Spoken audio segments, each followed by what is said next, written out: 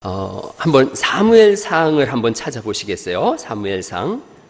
우리가 지금 성경 통독을 열심히 하고 있는데 한번 사무엘상을 한번 찾아보세요. 사무엘상 1장을 보시면 이렇게 돼 있어요. 1장 1절 한번 보세요. 사무엘상 1장 1절인데 제가 한번 읽어볼게요. 에브라임 산지 라마다임 소빔에 에브라임 사람 엘가나라 하는 사람이 있었으니 이는 여로보암의 아들이요 엘리우의 손자요 도후의 증손이요 숲의 현손이더라. 이렇게 족보가 쭉 나온 것은 이 사람이 좋은 가문이라는 뜻이에요. 좋은 가문을 가지고 있는 사람인데 그에게 두 아내가 있으니 한 사람의 이름은 한나요 한 사람의 이름은 분인나라. 분인나에게는 자식이 있고 한나에게는 자식이 없었더라. 이렇게 나와요. 좋은 가문이고 제사장 가문인데 아내가 둘이 있다는 뜻은 사사기를 우리가 지난주에 봤잖아요. 사사기의 내용이 저희들에게 왕이 없으므로 자기 소견에 옳은 대로 행하더라 이랬기 때문에 그래요. 룻기의 주제도 자기 소견에 옳은 대로 행한 거예요. 사사기와 룻기가 같은 시대를 통용하니까 자기 소견에 옳은 대로 행하니까 가나안 땅에 흉년이 들었다고 모압 땅으로 건너가 버리는 거예요. 자기 소견에 옳은 대로 행한다는 게 그런 거예요.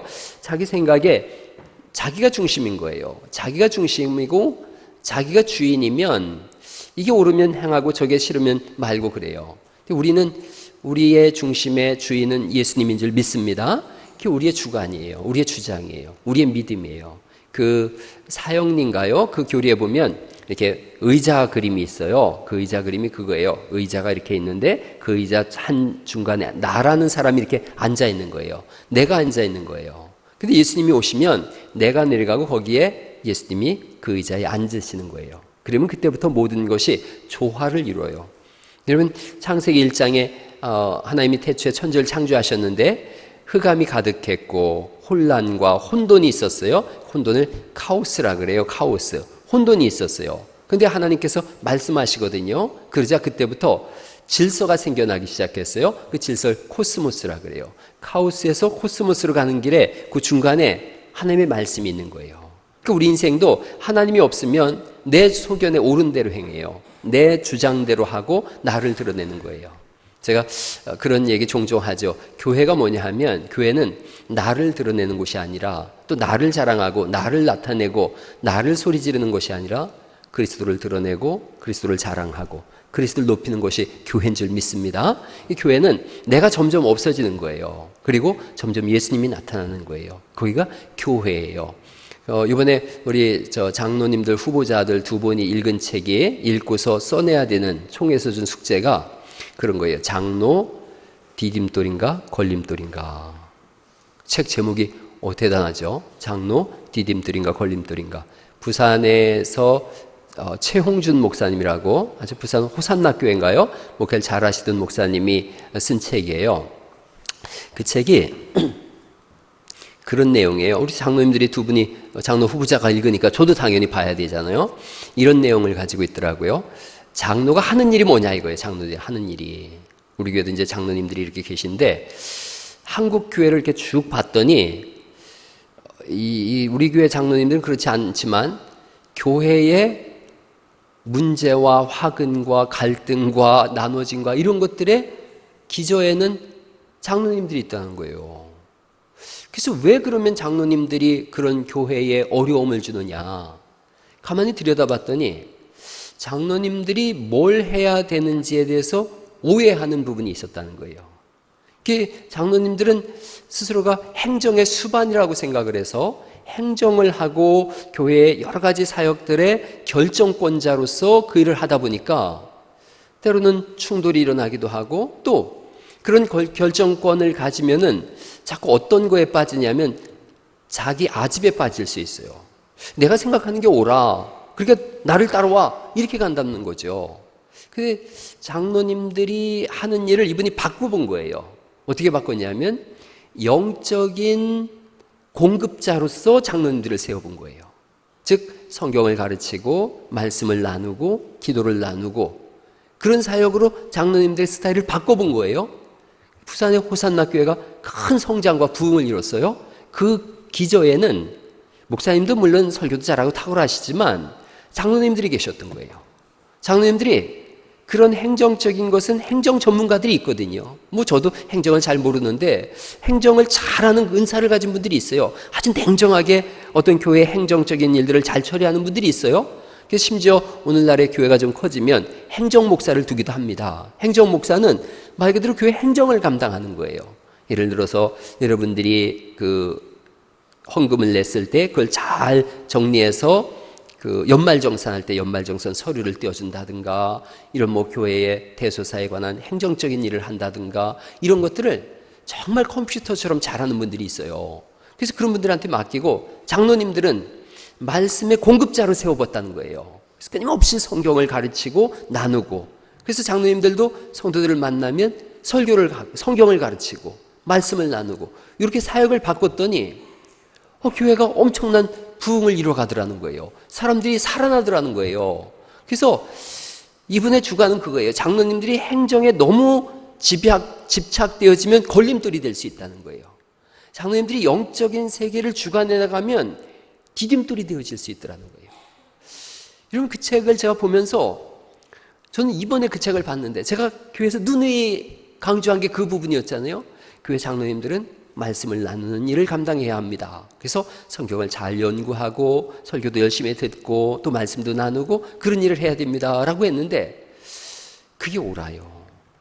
그래서 이제 우리 교회 김준현 장로님, 또 우리 박용만 장로님, 또 승영호 장로님, 홍기평 장로님, 그리고 이제 두 분이 더 이렇게 들어오실 거예요. 그러면 뭐 협동 장로님, 시무 장로님 이런 개념을 떠나서 장로님들이 그런 부분을 좀 진행해 주시면 좋겠어요. 모이면 성경 읽자 그러고, 말씀을 따라서 내가 이런 부분을 살았는데 그러고, 또 성도들이 물어볼 수 있죠. 목사한테 뭘 물어보는 걸 되게 불편하라고 생각을 해요. 그러면 장로님들한테 물어보면 장로님들도 그 뭐 부끄러워할 것도 없고 고민할 것도 없어요. 야, 그 나 잘 모르겠다. 뭐 장로라고 다 아냐? 목사한테 물어보자. 그럼 저한테 물어보는 거죠. 그러면 뭐 저도 잘 모르면 찾아봅시다. 같이 알아봅시다. 알아보는 거죠. 이 교회의 모습이에요. 초대교회 때의 장로님들, 장로, 감독, 목사 같은 단어로 다 전부 쓰여졌어요. 이들이 한 일이 뭐냐? 말씀의 공급자였던 거예요. 그래서 우리 교회도 장로님들이 성경을 보는 눈을 자꾸 열어가는 은혜가 있기를 간절히 바랍니다. 그래서 한번 좋은 디딤돌이 되어질 수 있도록, 그래서 성도님들이 우리를 밟고 올라가면 그거보다 좋은 일이 어디가 있어요? 나를 밟고 올라감으로 인해서 더 넓은 세계를 본다. 사실은 그게 선생이 하는 일이에요. 선생이란 어떤 사람이냐면 어깨에다가 제자를 지고 가는 사람이라고 제가 알려드렸죠. 옛날에 아프리카 전설이래요. 태양이 두 개가 있었는데 태양이 두 개니까 사람들이 밤낮 잠을 못 자는 거예요. 그래서 장수 한 사람을 뽑아서 활을 메고 가서 저 태양 하나를 쏴서 떨어뜨리라 그랬다는 거죠. 그 장수가 출발을 하면서 아이 하나를 자기 어깨에다가 메고 가는 거예요. 아이 하나를 자기 어깨에다 지고서 가고 가다가 세월이 많이 갔습니다. 장수가 나이 들어서 죽었어요. 근데 어깨에 있던 이 아이가 장성해서 끝내 가서는 태양을 하나 떨어뜨렸다는구만요. 아프리카 전설이에요. 이 내용인즉슨 그거예요. 선생이 누구냐? 어깨에 다음 세대를 짊어지고 가는 사람이에요. 요즘은 다음 세대라는 표현도 안 써요. 다음 세대 이런 표현이 어디 있냐는 거예요. 그 아이들도 지금 우리와 같이 사는 세대인데, 그럼요, 그 아이들이 없어야 없고 우리가 죽은 다음에 태어나면 다음 세대지만 같이 살고 있잖아요. 다음 세대가 아니에요. 함께 사는 세대예요. 그래서 우리가 그런 본을 보여주는 거예요. 말씀을 따라 사는 본을 보여주는 거예요. 성경을 읽는 본을 보여주는 거예요. 옛날에 저 어릴 때 그 드라마 이름도 생각이 안 나고, 그 남자가 교장 선생님인가로 나왔는데 송재호 씨인가요? 그 키 조그만한 그분이 무슨 드라마인지 모르겠어요. 혹시 그거 뭐 본 분들 있을 건데, 집안에서 이렇게 아들들도 있고 그런데 이분은 요만한 탁자에 앉아가지고 맨날 책을 보는 걸로다가 이렇게 나왔어요. 그런 그림 본 적 있으세요? 근데 뭔 드라마인지도 몰라요. 하도 어릴 때 봐서. 근데 마음속에 너무 그게 좋아 보였어요. 늘 그분을 이렇게 책을 읽고 이렇게 있더라고요. 야, 저런 가정 너무 좋은 가정이다 생각되어졌어요. 교회 안에서 리더란 어떤 사람인가? 성경을 읽는 사람이에요. 교회가 뭘 드러내는 곳이라고요? 예수님을 드러내는 곳이에요. 말씀을 드러내는 곳이에요. 리더는 늘 성경을 읽는 사람이에요. 하나님이 사무엘을 세우세요. 왜 사무엘을 세우냐 하면 사사시대, 룻시대를 지내가면서 다 자기 소견에 오른 대로 행하는 거예요. 그래서 그 당시 왜 자기 소견에 오른 대로 행했느냐? 말씀을 따라 사는 사람이 없었던 거예요. 그런 본을 보여주는 사람이 없었던 거예요. 여러분, 사무엘 상에 나오는 이 대제사장 이름이 엘리 제사장이에요. 엘리 제사장. 이 사람도 자기 소견에 오른 대로 행하는 거예요. 자기 소견에 오른 대로 행하니까 아들이 둘이 있어요. 그 두 아들 이름 혹시 아세요? 홈니하고 비느하스예요. 홈니하고 비느하스예요. 이 두 아들도 아버지가 하나님을 따라 사는 본을 본 적이 없거든요. 그러니까 제사 지내려고 하나님 앞에 제사 지내려고 예물 갖다 놓으면 거기다가 이제 고기 갖다 놓으면은 어디가 제일 맛있는 부분이냐? 끊어가지고 지들이 먹는 거예요. 성전에 이렇게 일하러 온 젊은 여자들이 있어요. 이뻐 보이니까 겁탈을 하는 거예요. 하루아침에 죽어버렸어요, 둘 다. 왜 그러냐? 아버지가 그런 본을 보여주지 못한 거예요. 성경을 읽고 말씀을 따라 살고 경건한 삶, 거룩한 삶을 사는 모습을 아버지가 보여주지 못했어요. 그러니까 아들들이 성경이 그들을 뭐라고 표현했냐면 불황자다 이렇게 표현했어요. 불황자라. 왜 불황자냐 그러면 그 다음에 이렇게 써 있어요. 저희들이 하나님을 알지 못하더라. 하나님을 모르는 게 불황자예요. 자기 소견에 자기 주장에 옳은 대로 행하더라는 거죠.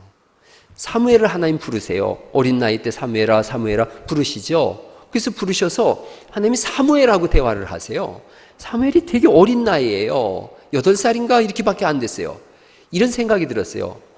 이스라엘에 제사장도 있고 대제사장도 있고 레위 사람들도 있고 그 수많은 사람이 있는데 하나님이 대화할 대상이 없는 거예요.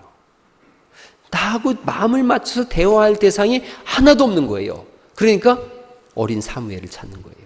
그 어린 사무엘은 성전에 있었다 그랬거든요.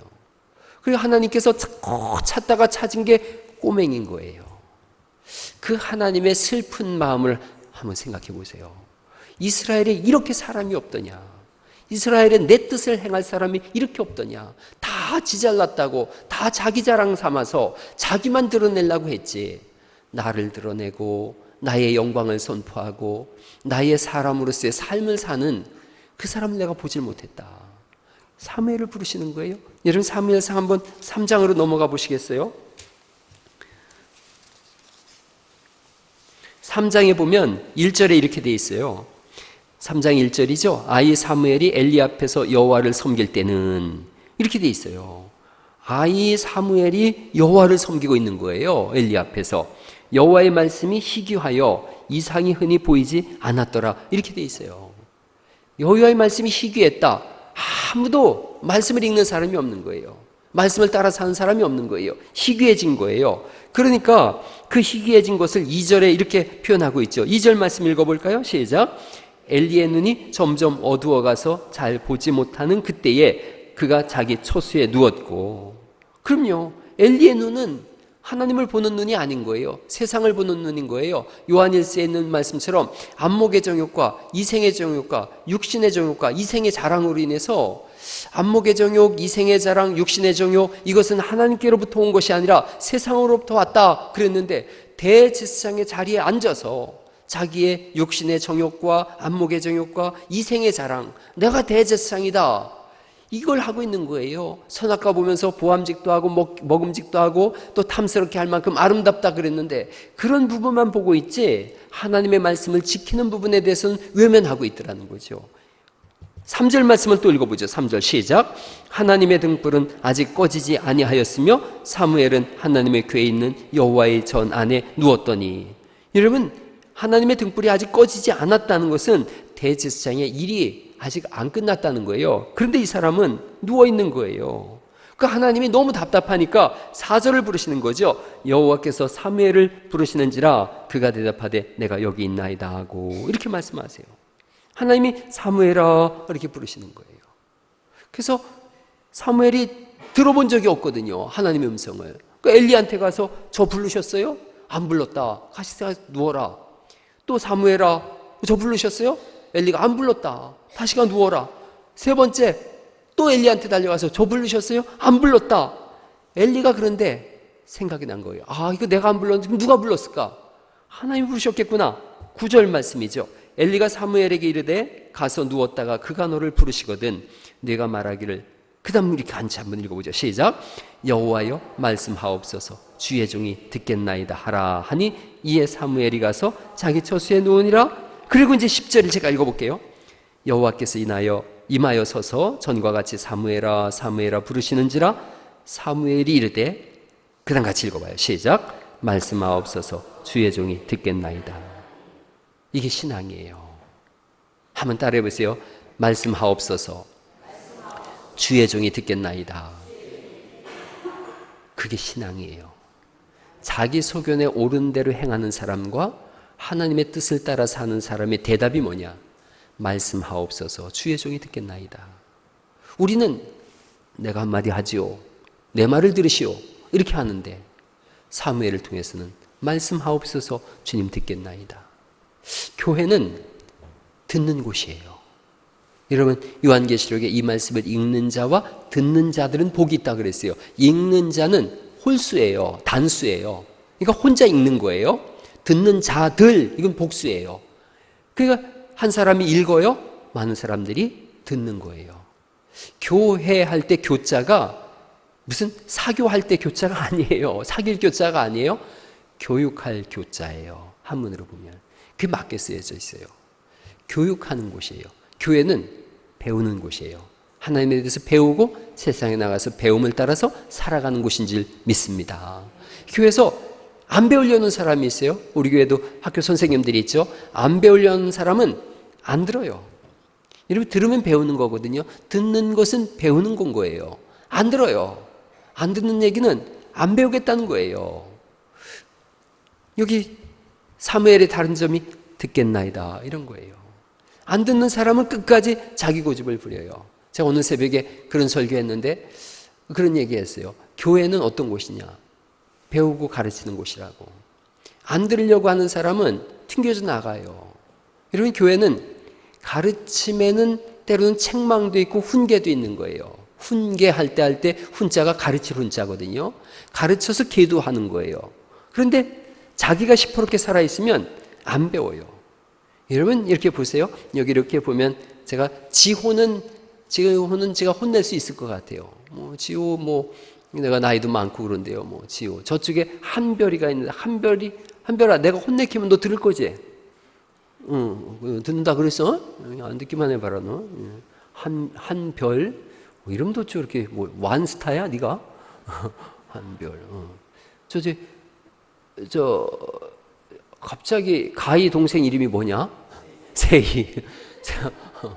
세희야, 내가 혼내면 너 들을 거지?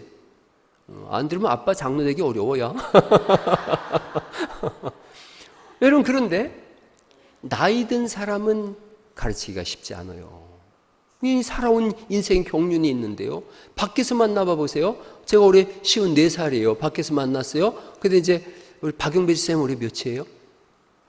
55이요. 아니 한 살이면 그냥 넘겨짚을 수 있겠다. 너무 내가 적게 잡았어요. 정기 쌤 올해 60이 넘었죠. 밖에서 만나면 제가 목사가 아니라고 생각해 보세요. 그럼 밖에서 만나서 정기 집사님 보고 내가 원기수 좀 줘. 그러겠죠. 원기형 그럴 거예요. 밖에서 만나는데 제가 뭘 가르친다고 하면은 뭐라 그러겠어요? 이 자식이 나이도 어린 놈이 뭘 형을 가르치려고 그래 임마. 그러겠죠. 교회라는 특수한 상황이 있는 거예요. 목사가 차별돼서 잘났다는 게 아니라는 걸 제가 누누이 말씀드렸죠. 구별된 자리라 구별시켜 준 거예요. 여러분이 구별시켜서 우리에게 말씀을 가르쳐 주세요라고 구별시켜 놓은 자리인 거예요. 그러니까 여기서는 제가 가르칠 수 있어요. 자, 안수사님 이거 이렇게 하는 겁니다라고 가르칠 수 있어요. 근데 거기서 이분이 만약 세상적으로 생각한다고 생각해 보세요. 예수님을 안 믿는 세상적으로 생각으로는 네가 교회에서나 목사지 나는 아직 예수도 안 믿는데 네가 나한테 뭘 가르친다고 그러냐? 할 말이 없는 거예요. 이건 못 가르치는 거예요. 그러니까 교회 안에서 가르칠 때 듣는 사람은 어떤 사람이냐? 예수님 믿는 사람인 거예요. 제가 성경을 가르치는데 안 들어요? 예수님 안 믿는 사람이죠. 안 믿으니까 안 받아들이는 거예요. 신앙의 구별이 거기서 있는 거예요. 잘나서 가르치는 거 아니죠. 내 사상을 가르친다 그러면 어리석은 생각이에요. 성경을 가르치는 것이 제가 맡겨진 임무예요. 성경을 가르치면 여러분이 듣고 배우는 거예요. 그게 교회예요. 장로님들을 세웠어요. 장로님들이 하는 일이 뭐냐? 성경을 열심히 읽으세요. 연구하세요. 기도하세요. 그래서 가르치세요. 가르침은 두 가지가 있어요. 이렇게 말로 가르치는 것이 있고 본으로 가르치는 것이 있어요. 그래서 이게 젊을 때는 말로 가르쳐요. 젊을 때 뭐 이렇게 쉬운 4살 된 사람이 성숙해봐야 뭘 얼마나 성숙하겠어요. 그러니까 말로 가르쳐요. 그래서 제가 50이 넘고 60이 되고 은퇴가 가까이 오고 그러면 사실은 삶으로 가르치는 거예요. 설교가 그거예요. 지금이야 머리가 팡팡 돌아가는 그런 50대죠. 막 팡팡 돌아가고 뭐 이름도 다 생각나고 성경도 쫙 넘어가고 그러죠. 60 넘고 중간쯤 되어지면 사람도 헷갈리고 성경도 헷갈리고 말은 또 더듬더듬해져요. 그러면 삶으로 가르치는 거예요. 지금은 아마 제가 생각해봐도 제 삶이 무슨 경건하고 거룩하고 그렇지 못해요. 그러니까 열심히 성경을 말로 가르쳐요. 그래서 저도 자꾸 익어가니까 60 넘어가고 그러면 삶으로 가르치지 않을까 싶어요. 장로님들도 그런 거예요. 우리 김조연 장로님은 제가 아무리 뭐라고 찔러도 뭐 별 반응이 없어요. 왜냐? 삶으로 가르치는 거예요. 그래서 제가 여기서 시비를 걸고 이렇게 자꾸 시비 거는 사람 우리 교회 딱 한 사람 누구예요? 김조연 장로님이죠. 시험이 안 되니까요. 시험 드셨어요? 얼굴 보니 시험 드신 것 같은데 벌써. 시험이 안 되세요. 그거 삶으로 가르치는 거죠. 삶으로. 그냥 뭐 여기서 제가 자꾸 누구라고 해야지 되나? 이거 뭐 어쨌든 뭐 그래요. 자꾸 제가 이렇게 시비 걸고 그러면 목사님은 나만 미워하나 봐. 이렇게 갈 수 있지 않습니까?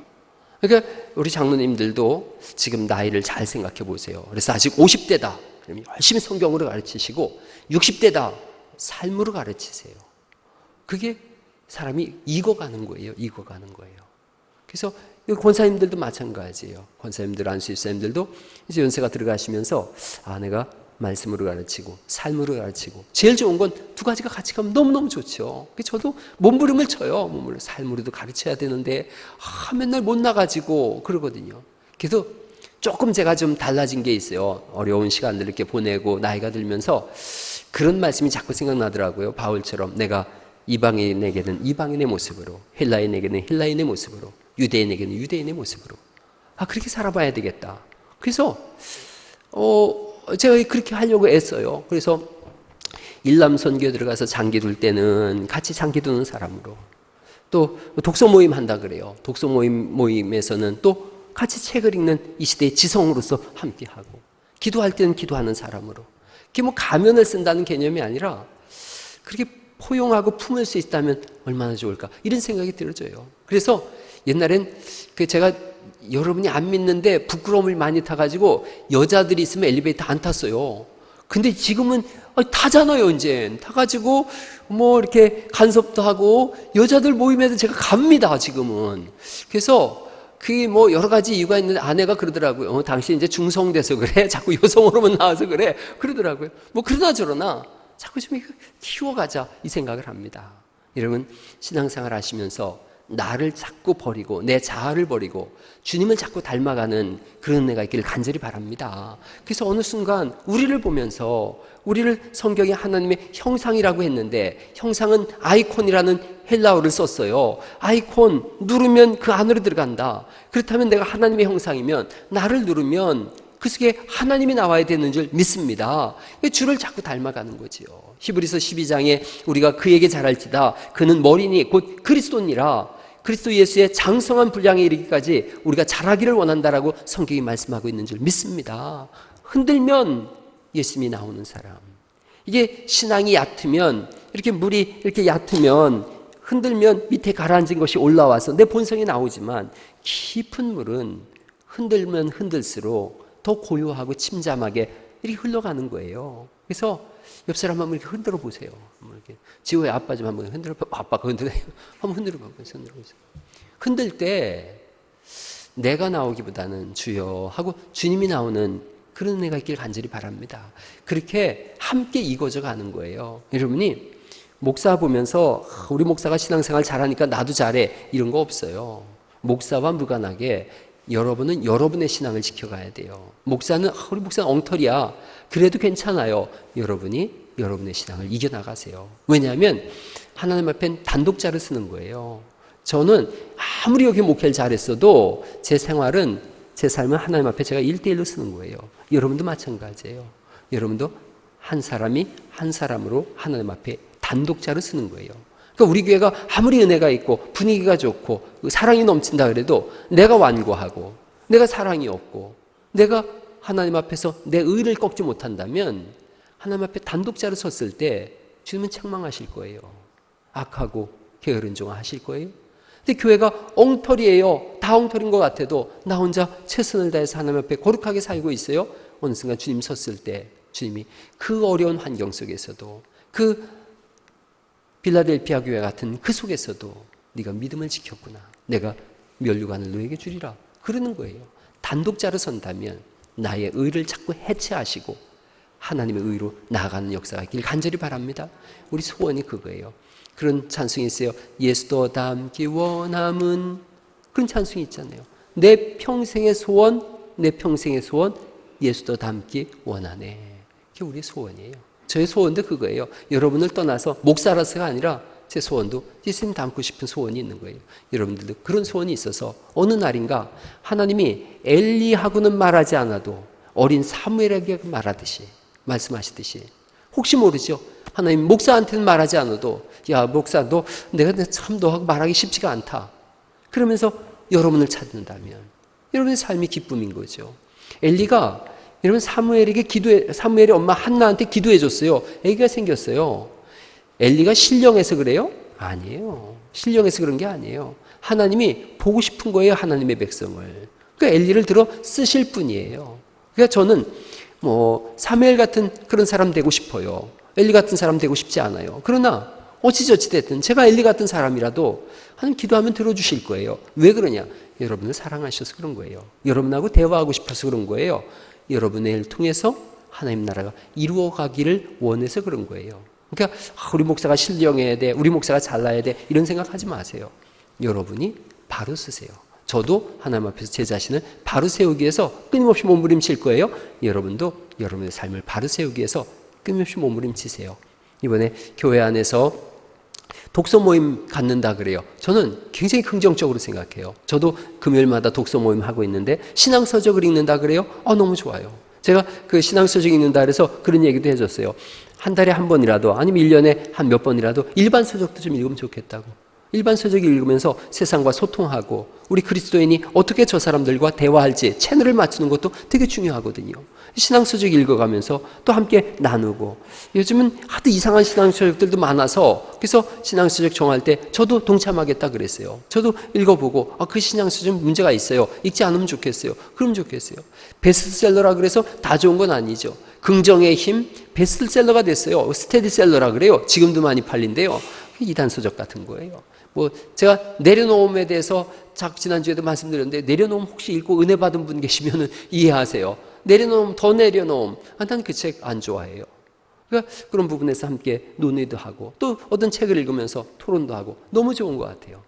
오늘날 우리 교회가 가진 경쟁력은 한 사람 한 사람이 가진 힘이에요. 교회가 가진 경쟁력이 아니에요. 한 사람 한 사람이 모여서 교회를 이루는 거지, 우리 교회는 분위기 좋으니까, 우리 교회는 거룩하니까 나도 그냥 들어가면 거룩해져, 이런 거 없어요.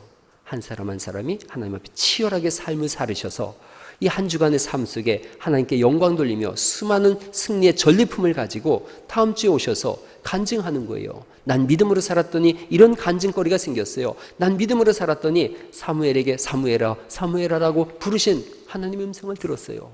이런 건 거예요. 이 한 주간도 그런 힘 있는 삶을 살아가시기를 간절히 바랍니다. 생각을 좀 많이 바꿔가셔서 제가 저번에 복권 샀다 그랬잖아요. 로또 복권 샀잖아요. 꽝 됐죠. 15,000원은 그냥 너무 아까웠어요. 꿈을 또 꾼 거예요.